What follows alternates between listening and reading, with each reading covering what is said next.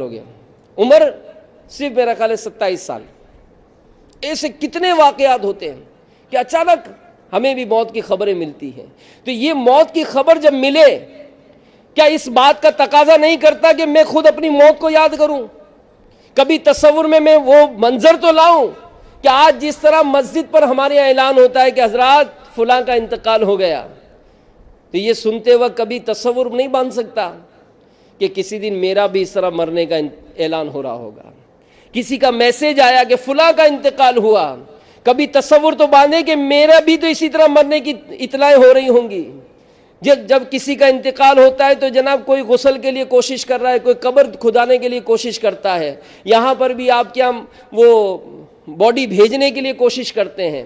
تو ہم غور تو کریں کہ کبھی ہمارے ساتھ بھی تو ایسا ہو رہا ہوگا کہ کوئی ہمیں غسل دینے کے لیے بلا رہا ہوگا، کوئی ہمیں جناب باڈی بھیجنے کا تیاری کی جا رہی ہوگی، اور ایک وقت آئے گا کہ جناب ہماری باڈی تیار ہوگی اور کہا جائے گا کہ آئیے آخری دیدار کر لیجئے.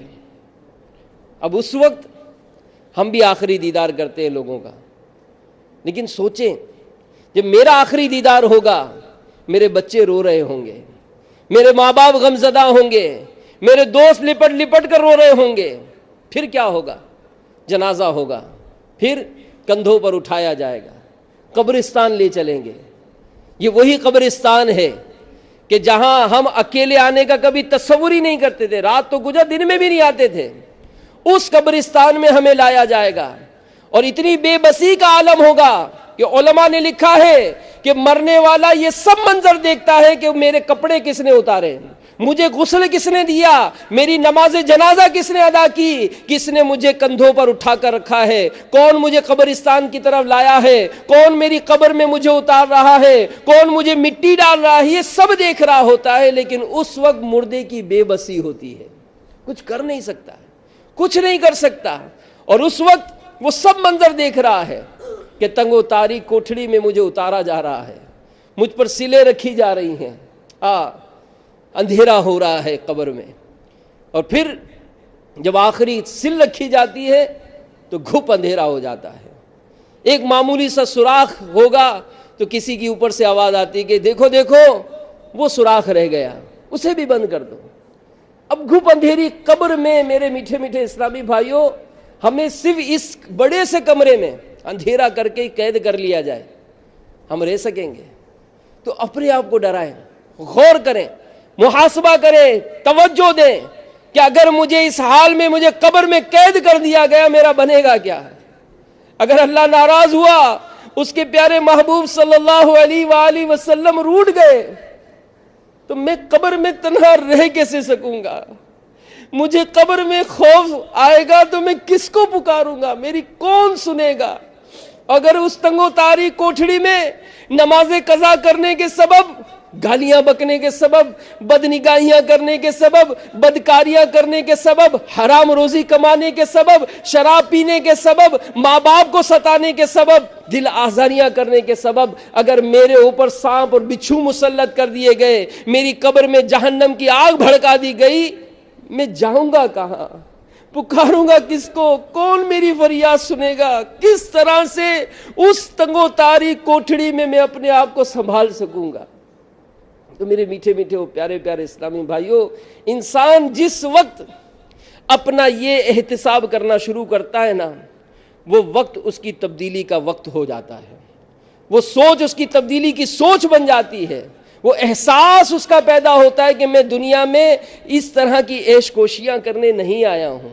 آج کفار کو دیکھ کر میں رشک کروں کہ جناب یہ ان کو بڑی آزادی ہے، جو چاہتے ہیں کھا لیتے ہیں، جو پیتے پی لیتے ہیں، جس طرح سے بھی چاہتے ہیں زندگی گزارتے ہیں، ٹھیک ہے، یہ ان کے اوپر کوئی قانون نہیں، اس لیے کہ انہوں نے اسلام قبول ہی نہیں کیا. میں مسلمان ہوں، میرے رب عز و جل نے مجھے ارشاد فرما دیا کہ مجھے کیا زندگی گزارنی ہے.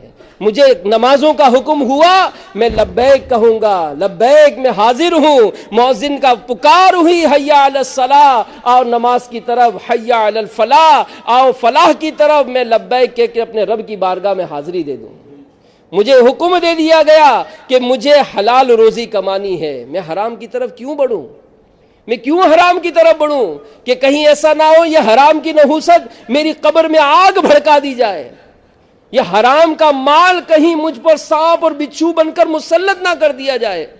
میں سوچوں تو صحیح, اللہ کی بارگاہ میں دعا کروں, میں گڑ گڑا لوں کہ مولا بہت گناہ گار ہوں, اے مولا بہت گناہ گار ہوں, لیکن وہ کیسا کریم ہے, خدا کی قسم وہ کیسا کریم ہے پروردگار کہ اس قدر نعمتیں دینے کے باوجود, نافرمانیاں کرنے کے باوجود بھی وہ اپنی نعمتیں ہم سے چھینتا نہیں ہے. ارے سوچیں, یہ سوچیں کہ یہ آنکھیں دی رب نے کس لیے دی تھیں؟ کیا حرام دیکھیں گے, نامحرم عورتوں کو دیکھیں گے, برے افعال کریں گے؟ نہیں, نیک کام کرنے کے لیے دیا گیا. اور پھر ہم نے نافرمانی کی تو رب عز و جل نے یہ آنکھوں کی نعمتیں ہم سے واپس نہیں لی, آنکھ کی نعمت واپس نہیں لی, ہمیں اندھا نہیں کیا. یہ کان اللہ نے نیک باتیں سننے کے لیے دی, ہم نے گانے سنے, فحش کلام سنے, لیکن کتنا کریم ہے, ہمیں بہرا نہیں کرتا. یہ زبان اللہ نے دی ذکر و اذکار کے لیے, تلاوت کے لیے, ہم نے نہیں کیا, لیکن رب نے ہمیں گونگا نہیں کیا.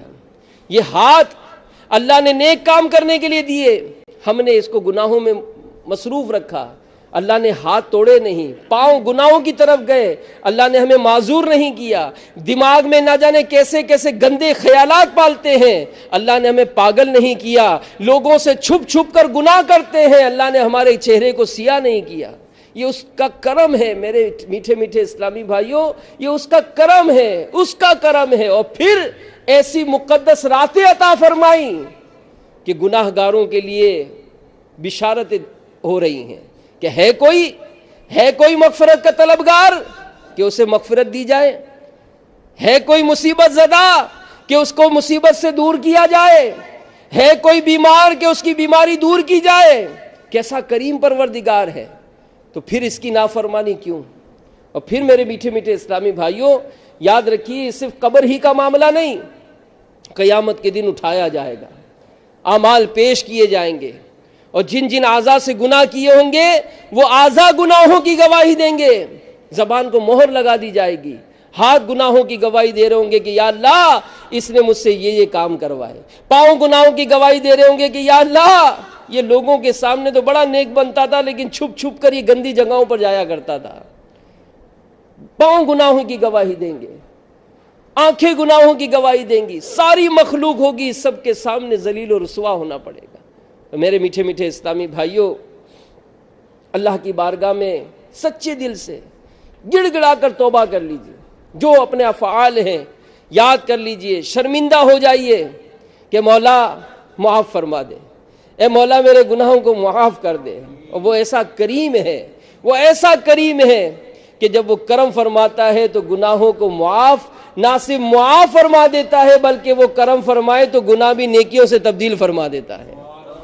ہمت کیجیے میرے میٹھے میٹھے اسلامی بھائیوں, اللہ کی رحمت سے پھر ہمیں شب برات کا مبارک مہینہ شعبان کا مبارک مہینہ ملا. شب برات کی مقدس رات ملی کہ جس میں مغفرتیں, رحمتیں, برکتیں یہ تقسیم ہو رہی ہیں. اللہ کی رحمت بہت بڑی ہے, اللہ کی رحمت بہت بڑی ہے. بندہ سچے دل سے اللہ کی بارگاہ میں توبہ کرے, اللہ تعالیٰ اس کی توبہ کو قبول فرما لیتا ہے. مگر یہ کہ آئندہ نہ گناہ کرنے کا عہد ہو, آئندہ نہیں کروں گا. نمازیں قضا ہوئیں, اے مولا مجھے معاف کر دے, آئندہ نماز قضا نہیں کروں گا. جھوٹ بولنے کی عادت تھی, مولا معاف کر دے, آئندہ جھوٹ نہیں بولوں گا. حرام روزی کمانے کی عادت تھی, مولا معاف کر دے, آئندہ حرام روزی نہیں کماؤں گا. بد نگاہی کرنے کی عادت تھی, معافی مانگ لیں کہ مولا معاف فرما دے, آئندہ بد نگاہی نہیں کروں گا. تو مسلمان یہ نیک ہونا چاہیے, باعمل ہونا چاہیے, مسلمان اخلاقی طور پر بہتر سے بہترین ہونا چاہیے. آج معاذ اللہ مسلمانوں کے افعال و کردار ایسے ہو گئے کہ آج ہم غیر مسلموں کی مثالیں دیتے ہیں کہ یار وہ غیر مسلم ہے نا, یہ بڑا صاف ستھرا رہتا ہے. ارے وہ کہاں سے صاف ستھرا رہے گا؟ صاف ستھرا تو مسلمان ہے, صفائی تو ہمارے دین میں ہے, یہ کہاں سے صاف ستھرے؟ یار یہ بڑا سچ بولتے ہیں, سچے مسلمان ہیں. مسلمان سچا ہوتا ہے, مسلمان اچھا ہے, یہ کافر اچھے نہیں ہیں, مسلمان اچھا ہے. اخلاقی معاملات میں مسلمان اچھا ہے, کاروباری حوالے سے مسلمان اچھا ہے. لیکن بدقسمتی یہ کہ آج کا مسلمان اپنے دین کی باتوں کو ہی نہیں جانتا. کہ اس کے دین نے اس کو کاروبار کرنے کا کیا طریقہ سکھایا ہے. شادیاں کرنی ہیں تو کیا شادی کرتے وقت عورت کے انتخاب میں کیا چیز دیکھنی ہے, ہمارے دین نے سکھایا ہم کو. اولاد ہو تو اس کی تربیت کرنے میں کیا کیا تقاضے پورے کرنے ہیں, ہمارے دین نے ہم کو سکھایا. لیکن کیا آج ہم اس قابل ہیں, کہ آج اپنے دین کی معلومات حاصل کر چکے ہوں؟ نہیں. ہم تو رات دن بس نوٹ کمانے کی مشین بنے ہوئے ہیں کہ نوٹ کماتے جاؤ کہ جناب اس طرح سے وہ زندگی گزارنی ہے. کوئی چیک اینڈ بیلنس تو ہو, کوئی تو نظام ہو کہ جناب ٹھیک ہے 8-10 گھنٹے مجھے کام کرنے, تو کوئی گھنٹہ 2 گھنٹہ تو نکالیں دین سیکھنے کے لیے. اتنی دنیا کی کتابیں پڑھتے, ڈائجسٹ پڑھتے ہیں, نہیں پڑھتے تو قرآن نہیں پڑھتے. بھائی کیوں نہیں پڑھتے؟ پڑھنا ہی نہیں آتا. کیا زندگی ہے. نماز پڑھتے ہیں, کس طرح پڑھتے ہیں؟ والد صاحب کو دیکھا تھا, امام صاحب کو دیکھا تھا. نماز کے اندر کیا پڑھتے ہیں کبھی کسی کو سنایا؟ نہیں سنایا. شرم آتی ہے, آتا نہیں ہے پڑھنا. تو کیا ہوگا اس کا حل کیسے نکالیں؟ مال اگر ہے, زکوٰۃ نکالنی ہے, حساب کیسے ہوگا ہمیں پتہ ہی نہیں ہے. بچے ہیں, ان کی تربیت کرنی کیسے کرنی ہمیں پتہ ہی نہیں ہے. تو میرے میٹھے میٹھے اسلامی بھائیوں, اس کے بارے میں غور و فکر کریں, سوچیں. اللہ کی کروڑ رحمتیں ہوں امیر اہل سنت پر کہ آپ نے دعوت اسلامی کا ماحول ہم کو دیا.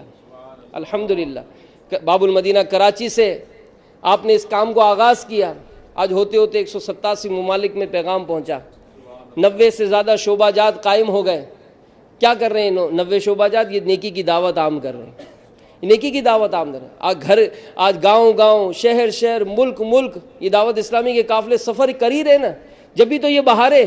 آج ہانگ کانگ میں آپ کو یہ مصلے, یہ مسجدیں, یہ مدرسے جو ملے ہیں, یہ انہی قافلوں ہی کی تو برکتیں ہیں. آپ کے جناب کام بہت ہو رہا ہے, لیکن آپ کا نام کہاں ہے اس میں؟ آپ کا کیا کردار ہے؟ آپ کہیں گے نہیں جناب ہم تو یہاں پر بہت مہینے کا باندھ دیا, ہم تو مہینے کا چندہ دیتے ہیں. چندہ نہیں چاہیے ہمیں, بندہ چاہیے. آپ آئیں, آپ بھی تو کچھ حصہ لینا. آپ کے پاس ایسے پاسپورٹ دنیا میں جا سکتے ہیں, چلتے ہیں تاکہ دین اسلام کے ہم معاملات بیان کریں. الحمدللہ آج دعوت اسلامی کے قافلے سفر کرتے ہیں تو غیر مسلمان ہوتے ہیں ان کے ہاتھوں سے. آپ بھی اس میں شامل ہو سکتے ہیں. تو آپ بھی ہمت کریں اور نیت کریں کہ انشاءاللہ نہ صرف دین کی باتیں سیکھوں گا بلکہ عمل کر کے دوسروں کو بھی سکھاؤں گا انشاءاللہ. بھرپور نیت کریں. آج شب برات ہے, اللہ تعالیٰ کی رحمتوں کا نزول ہو رہا ہے. نیت کریں اور دعا کریں کہ یا اللہ اپنے دین کی خدمت کے لیے ہمیں قبول فرما لیں. آج دین کا جو نقشہ ہے یہ ہمارے سامنے ہے. مسلمان رہے نہیں ہیں, معاذ اللہ, مسلمان رہے نہیں ہیں. اور یہ کفار کی سازش کہ آج مسلمانوں کو مسلمان رکھا ہی نہیں ہے, ان کو پتہ ہی نہیں ہے. بلکہ ہمارے ایک اسلامی بھائی نے جو UK سے تشریف لائے تھے پاکستان, انہوں نے ایک بات بتائی, بڑی عبرت والی بات, کہ ہمارے UK میں کسی اسٹیٹ میں ایک مسلمان نوجوان یہ عیسائی ہو گیا.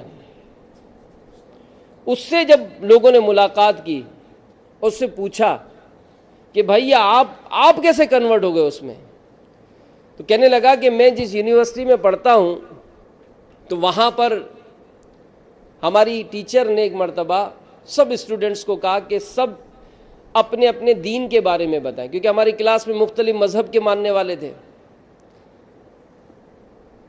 تو جناب عیسائی کو بلایا گیا, اس نے اپنے دین کے بارے میں بتایا. ہندو کو بلایا گیا, اس نے بتایا. سکھ کو بلایا, اس نے بتایا. جو کمیونسٹ لوگ ہیں انہوں نے بھی کچھ اظہار خیال کیا. مجھے بلایا تو میں نے کہا میں کل بیان کروں گا. میں گھر آیا اور گھر آ کر اپنی والدہ سے کہا کہ ہم مسلمان ہیں, یہ اسلام کے بارے میں کچھ بتائیں. تو میری ماں نے کہا کہ بیٹا مجھے نہیں معلوم, تم اپنے والد سے پوچھنا. جب رات کو میرے والد آئے تو میں نے اپنے باپ سے پوچھا کہ اسلام کے بارے میں مجھے کچھ بتاؤ, تو میرے باپ نے کہا کہ بیٹا مجھے بھی نہیں معلوم. تو میں نے کہا کہ پھر میں اس مذہب کا کیا کروں جس کا مذہب کا میری ماں اور میرے باپ کو ہی نہیں معلوم, اس لیے میں کنورٹ ہو گیا. تو میں یہاں سب سے سوال کرتا ہوں کہ غور کریں اور سوچیں کہ آج اگر ہمارا بیٹا ہم سے پوچھے تو ہمیں اس کے بارے میں کیا ایسی تفصیلات معلوم ہے کہ جس کی ہم اس کو معلومات دیں گے. یہ مطلب ڈرانے والی بات نہیں ہے, احساس پیدا کرنے والی بات نہیں ہے کہ میں آخر اپنی اولاد کو کیا چھوڑ کر جا رہا ہوں. آج مجھے یہاں پر بھی لوگ ملتے ہیں، کہتے ہیں کہ فلاں جگہ بیان ہوتا ہے تو کئی عیسائی جو ہے نا وہ مسلمان ہو جاتے ہیں، کہ ہم نے دیکھا تھا ہمارے دادا جو ہے نا وہ مسلمان ہی تھے، لیکن والد صاحب بالکل کورے رہے تو اولاد بالکل فارغ تھی، کچھ پتہ ہی نہیں تھا اس کو۔ تو ہم اس کا کوئی تو ایسی بنیاد ڈالیں، بچوں کو کسی نہ کسی کھوٹے سے تو باندھیں تاکہ اس کو اس بات کا احساس ہو کہ میں مسلمان ہوں، میں عاشق رسول ہوں، میں غوث پاک کو محبت کرنے والا ہوں، میں سرکار اعلیٰ حضرت کا عاشق ہوں۔ یہ محبت پیدا کون کرے گا؟ اس کی ذمہ داری ہے کس کی؟ ذمہ داری میری ہے، کیونکہ میری اولاد ہے، میری اولاد ہے، میری ذمہ داری ہے۔ ہم خالی پیسہ خرچ کر کے جناب قاری صاحب کو بلا لیں گے تو فلاں کو کر لیں گے، ٹھیک ہے، قاری صاحب اپنا کام کر لیں گے، لیکن ایک باپ ہونے کی حیثیت سے آپ کی بھی تو کوئی ذمہ داری ہے، آپ بھی تو قرآن پڑھیں، آپ بھی تو دین کے بارے میں سیکھیں۔ تو میرے میٹھے میٹھے اسلامی بھائیوں، اس احساس کو پیدا کریں اور اپنے آپ کو ان تمام چیزوں سے بالکل فارغ نہ کریں۔ آپ بہترین بینک بیلنس چھوڑ جائیں گے، آپ بنگلے چھوڑ جائیں گے، آپ گاڑیاں چھوڑ جائیں گے، اولاد کے پاس دین نہیں ہوگا تو آپ کیا کریں گے؟ وہ کیا آپ کو یاد کرے گی؟ آپ کا کوئی سالانہ فاتحہ ہوتا ہے ہمارے یہاں، والد صاحب کا انتقال ہوا، چلو ذرا قبرستان بھی چلتے ہیں۔ اب یہ تو آپ اپنے والد کی قبر پہ لے جاتے ہوں گے تو شاید اس کو یاد ہوگا کہ ابو بھی دادا کی قبر پہ لے جاتے تھے۔ خود ہم سوچیں کہ سال ہا سال ہوتے ہیں، والد صاحب کا فاتحہ، موت کی تاریخیں گزر جاتی ہیں، ہمیں یاد ہی نہیں رہتا ہے۔ ماں جس نے پال پال کر ہم کو بڑا کیا، ایک ماں کے لیے ہم نے کیا ایصال ثواب کیا ہے، کچھ ہاتھ اٹھائے کبھی؟ ہے ہی نہیں احساس۔ تو زندگی گزرتی جا رہی ہے، ایک دن اپنا بھی اسی طرح حساب کتاب پورا ہو جانا ہے۔ تو ہمیں یہ احساس پیدا کرنا ہے، سوچ بنانی ہے اور اپنے آپ کو شریعت و سنت کے مطابق زندگی گزارنے والا بنانا ہے۔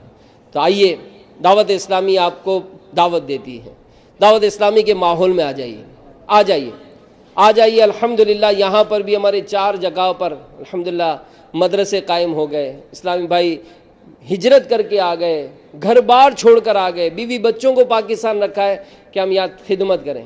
یہ کوئی یا دنیا کا کاروبار نہیں کر رہے، یا آپ کے بچوں کو پڑھا رہے ہیں، یا آپ کو بھی پڑھانا چاہتے ہیں، آپ بھی تو تھوڑا ٹائم دیجئے، آپ بھی تو اتنا دور دور بھاگ رہے ہیں ان سے۔ سیکھیے دین سیکھیے کہ میں قرآن پڑھنا چاہتا ہوں، مجھے قرآن پڑھو۔ پھر آپ کی دعوت اسلامی دیکھیں کتنا امیر علیہ سنت کا صدقہ نصیب ہوا کہ آپ نہیں آنا چاہ رہے، نہیں آ سکتے، چلیں جی آن لائن مدرسۃ المدینہ میں داخلہ لے لیں، آپ کو نیٹ کے ذریعے آپ کے وقت کے مطابق ہم قرآن پڑھا دیں گے۔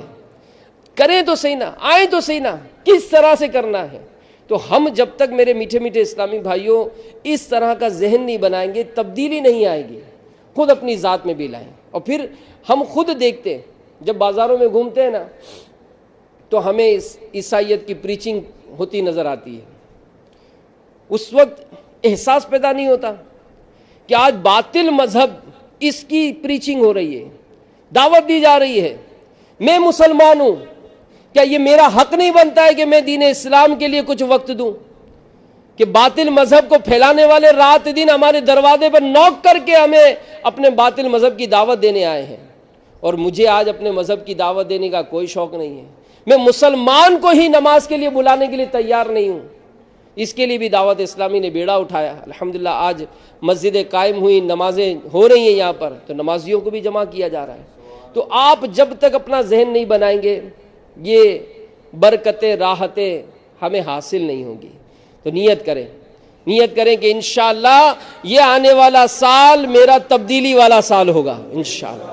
میں تبدیل ہونا چاہتا ہوں، بس رب کی بارگاہ میں یہی دعا ہے کہ یا اللہ مجھے نمازی بنا دے، اللہ مجھے نیک بنا دے، مجھے پرہیزگار بنا دے، اے مولا مجھے سچا عاشق رسول بنا دے، میں سنتوں کا ایسا مبلغ بن جاؤں، ایسا سنتوں کا پیکر بن جاؤں کہ لاکھوں لاکھ افراد ہوں، اس میں پہچانا جاؤں کہ یہ مسلمان ہے، یہ عاشق رسول ہے، یہ غوث پاک کا دیوانہ ہے، یہ اعلیٰ حضرت کا عاشق ہے، میں دور سے پہچانا جاؤں۔ تو عملی طور پر بھی آئیے، دعوت اسلامی نے الحمدللہ وہ ماحول دیا کہ اس میں بڑے بڑے ڈانسر، سنگر، ڈکیت، چور، نہ جانے کیسے کیسے جرائم پیشہ الحمدللہ اس سے وابستہ ہو کر نیک بن گئے۔ تو دعوت اسلامی نے الحمدللہ کام کیا، اور پھر کام کرنا بھی چاہتی ہے، لیکن ظاہر ہے کام کرنے کے لیے افراد چاہیے، خالی پیسوں سے نہیں ہوتا ہے، افراد بھی چاہیے۔ الحمدللہ ابھی جو ہمارے مختلف شعبہ جات قائم ہوئے، اس میں ایک اہم ترین شعبہ دارالمدینہ بھی قائم ہو چکا ہے۔ یعنی ایک ارمان تھا، ایک خواہش تھی کہ عاشقان رسول کا بھی کوئی اسکول ہو، کہ آج ہمارے بچے اسکولوں میں پڑھتے ہیں. اب ظاہر جن سے پڑھتے ہیں وہ مسلمان نہیں ہیں، جو پڑھایا جاتا ہے وہ لٹریچر بھی ہمارا نہیں ہے، لیکن کیا کریں ہم مجبور ہیں. آپ کی دعوت اسلامی نے یہ کام بھی شروع کر دیا. پاکستان کے علاوہ ہندوستان میں بھی، بمبئی میں بھی اور یو کے میں بھی الحمدللہ برانچز کا آغاز ہو رہا ہے. ہند میں تو شروع ہو چکا ہے، بمبئی میں ہو چکا الحمدللہ. اسی طرح عرب امارات میں دبئی میں شروع ہو رہا ہے اور یو کے میں بھی تیاریاں مکمل ہیں. ہم نے گزشتہ دنوں سے مشورے کیے، الحمدللہ ہماری نیت ہے کہ ہم ہانگ کانگ میں بھی دارالمدینہ قائم کریں گے انشاءاللہ. لیکن ظاہر ہے یہ سب کام افراد بھی چاہیے، ایسا ٹیلنٹ چاہیے کہ جو اس پورے کام کو لے کر چلے. یہ کام ہمارا نہیں ہے، میں ایجوکیشن کی فیلڈ سے نہیں ہوں، نہ انیس بھائی ہیں، نہ دیگر ہمارے مبلغین ہیں. یہ پورا ایک شعبہ ہے. خالی یہ کہ جگہ لینے سے نہیں ہوگا، نصاب کی تیاری، گورنمنٹ کی سارے معاملات، یہ سارے مل جل کر ہوتے ہیں. تو جب تک آپ قریب نہیں آئیں گے، اپنا تن من دھن یہ سب دعوت اسلامی کو پیش نہیں کریں گے، ہم آگے نہیں بڑھ سکیں گے. اور آگے آئیں گے تو ہو سکتا ہے کہ کئی سالوں کا کام یہ کئی مہینوں میں ہو جائے. اسی طرح الحمدللہ ہماری مشاورت ہوئی ہے. ہم نے مسجد کے لیے بھی نگران شورا نے پچھلے سال اس کا ہدف دیا تھا. اس کام کو آگے بڑھانے کے لیے ہم نے کوششیں شروع کر دی. نیت ہے کہ انشاءاللہ 92 دن میں ہم ہانگ کانگ میں مسجد کے لیے جگہ لے لیں گے انشاءاللہ. تو آپ اس میں بھی ساتھ دیں. دعوت اسلامی مسجدیں بنا رہی ہے، مدرسے بنا رہی ہے، جامعہ بنا رہی ہے. آپ اس میں جب آنا جانا شروع کریں گے، یقین مانیں، ایک اسلامی بھائی سے کل ہی میری بات ہو رہی تھی کہ مسجد یہ ایک ایسا کام ہے کہ جب تک قیامت تک یہ مسجد رہے گی. جو مسجد بن گئی قیامت تک مسجد رہے گی. کتنا بڑا یہ فائدے کا سودا ہے. تو ہمت کریں. ہو سکتا ہے آپ کے تعلقات ہوں، آپ کو ایسی جگہ ڈھونڈنے میں کامیاب ہو جائیں جو ہمیں زیادہ فائدے دے دیں، زیادہ سہولت مل جائے. پھر جب جگہ لیں گے تو پھر انشاءاللہ سب مل جل کر اس کے لیے ڈونیشن بھی کریں گے، جگہ بھی ترکیب بنائیں گے. تو آپ تعاون کریں گے نا سب انشاءاللہ. اسکول بھی بنانے میں تعاون کریں گے اور وقت دیں گے انشاءاللہ. مدنی قافلوں کے لیے بھی وقت دیں گے.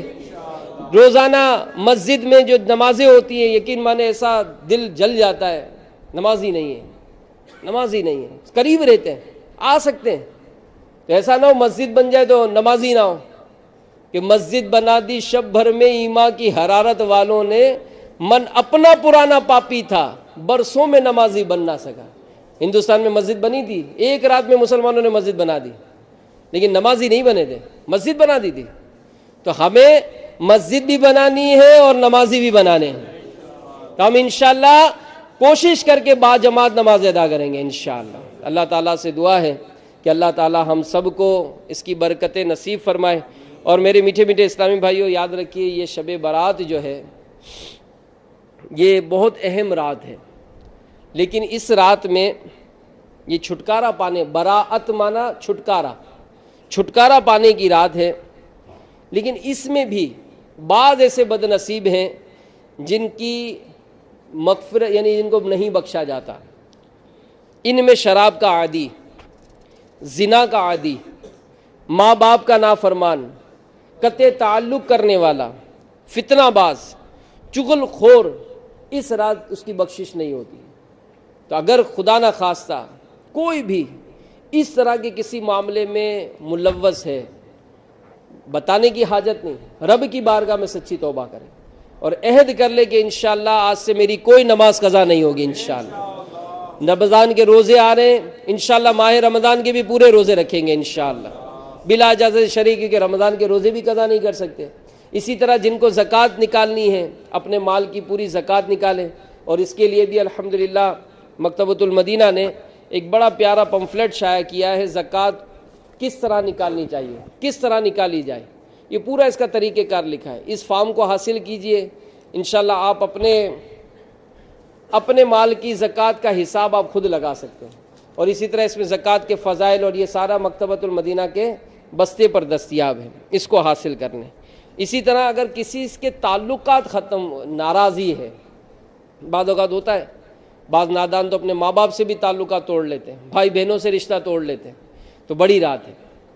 آج ہی ہو سکے تو پاکستان میں تو فون کر کے بھی بہنوں کو، بھائیوں کو، رشتہ داروں کو، دوستوں کو سلام دعا کر لیں، معافی تلافی کر لیں. اپنے بچوں سے بھی معافی مانگ لیں، بچوں کی امی سے بھی معافی مانگ لیں. جی ہاں، بچوں کی امی سے معافی مانگ لیں، سب سے معافی تلافی کر لیں. حقوق ہوتے ہیں سب کے، ہو سکتا ہے میں نے کوئی حق تلف کر دیا ہو تو معافی تلافی کر کے ایک دوسرے کو معاف کر دیں. بچے بھی اپنے والد کو معافی کر دیں. میں نے الحمدللہ اپنے بچوں سے بھی معافی مانگی. اتفاق سے بھی آنے سے پہلے مجھے موقع ملا تھا، میں نے اپنے بچوں سے بھی معافی مانگی، اپنے بچوں کی امی سے بھی معافی مانگی، اپنی ماں سے بھی معافی مانگی.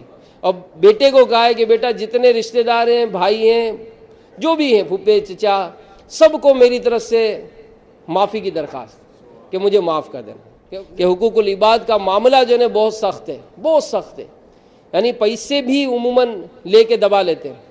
اعلیٰ حضرت رحمۃ اللہ تعالیٰ علیہ نے لکھا ہے کہ دنیا میں اگر کسی نے کسی کے 3 پیسے دبائیں گے نا، 3 پائی، جس کا تصور اب نہیں ہے، اس کے بدلے قیامت کے دن 700 باجماعت نمازیں دینی پڑیں گی.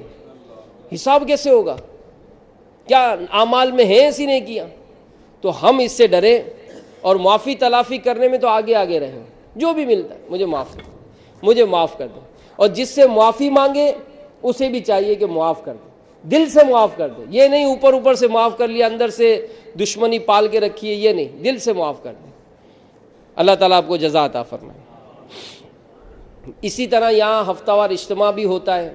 ہمارے تقریباً سبھی مدارس میں ہفتہ وار اجتماع ہوتا ہے، اور فیضان مدینہ میں جمعرات کو اجتماع ہوتا ہے.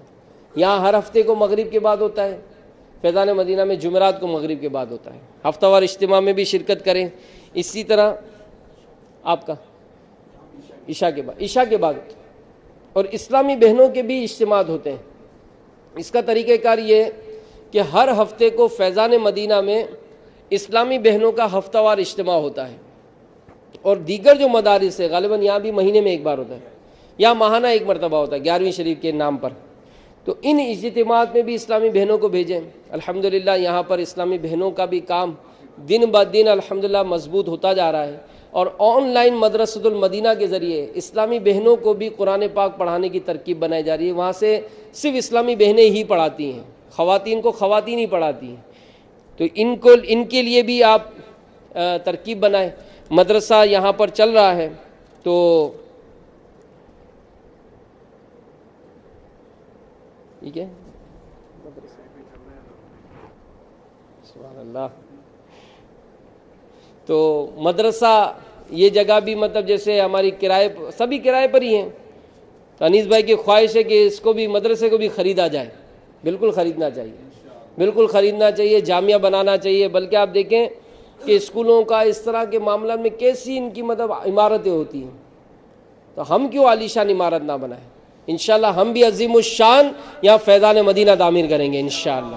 یہاں اسلامی بہنوں کا بھی الگ سے سارے کورسز کا انتظام ہوگا، اور اسلامی بہنوں کو پڑھائیں گے انشاءاللہ، تاکہ یہ جو شرعی پردے کی جو بہاریں ہیں وہ یہاں پر بھی نافذ ہوں. یہاں کی جو کافر عورتیں یہ بھی انشاءاللہ مسلمان ہونا شروع ہو جائیں گی. تو ہم جب کوشش کریں گے تو یہ سب کام ہو جائیں گے. اللہ تعالیٰ سے دعا ہے کہ اللہ تعالیٰ ہم سب کو عمل کرنے کی توفیق عطا فرمائے. آمین بجاہ النبی الامین صلی اللہ علیہ وآلہ وسلم. مکتبۃ المدینہ کا بستہ بھی لگا ہوا ہے، VCDیاں بھی خرید فرمائے، رسائل خریدیں، اسی طرح کتابیں خریدیں. ہماری یہاں اسپیڈ بہت کم ہے. میں کل امیر اہل سنت کا وہ اعلان سن رہا تھا، تفسیر صراط الجنان یہ بھی مکتبے نے شائع کر دی ہے. ایسی پیاری تفسیر ہے یہ قرآن پاک کی کہ آپ دیکھیں مسلمان ہیں، اولاً تو قرآن پڑھنا آنا چاہیے. پھر کئی مقامات پر اللہ تعالیٰ نے ارشاد فرمایا یا ایھا الذین آمنو، اے ایمان والو. یہ اے ایمان والو کس کو کہا گیا ہے؟ مجھے کہا گیا ہے. اے ایمان والو کہہ کر اللہ نے پکارا ہے. کس کو ارشاد فرمایا ہے؟ مجھے. کیا فرمایا ہے مجھے پتہ ہی نہیں. تو الحمدللہ مکتبۃ المدینہ نے بہت ہی آسان تفسیر صراط الجنان، اس کے غالباً 3 پارے شائع کیے. 3 پارے شائع ہوئے ہیں. بڑی پیاری آج نگران شورا دکھا رہے تھے. ترجمہ ہے، کنز الایمان ترجمہ ہے، پھر آسان ترجمہ ہے، پھر اس کے تحت تفسیر ہے. تو یہ انشاءاللہ آپ کتابیں لیں. اور اگر کتاب نہیں ملتی ہے نا، دعوت اسلامی کی ویب سائٹ www.dawatislami.net، اس سے کتابیں آپ ڈاؤن لوڈ کر لیں. آپ کے موبائل میں بھی آ جائیں گی. یہاں تو ماشاءاللہ نیٹ کی سہولتیں ہوتی ہیں. اگر آپ کے پاس آئی پیڈ یا کمپیوٹر ہے تو اس میں ڈاؤن لوڈ کر کے پڑھیں، تاکہ ہمارے علم میں اضافہ ہوتا رہے.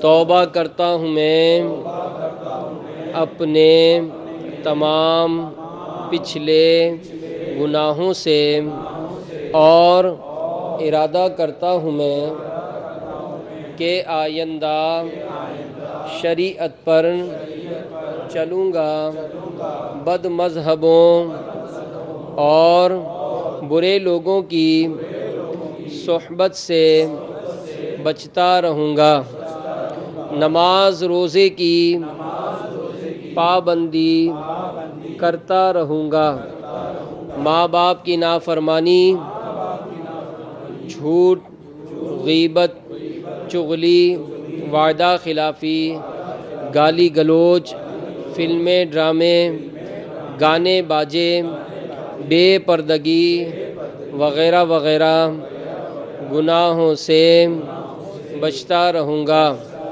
اے اللہ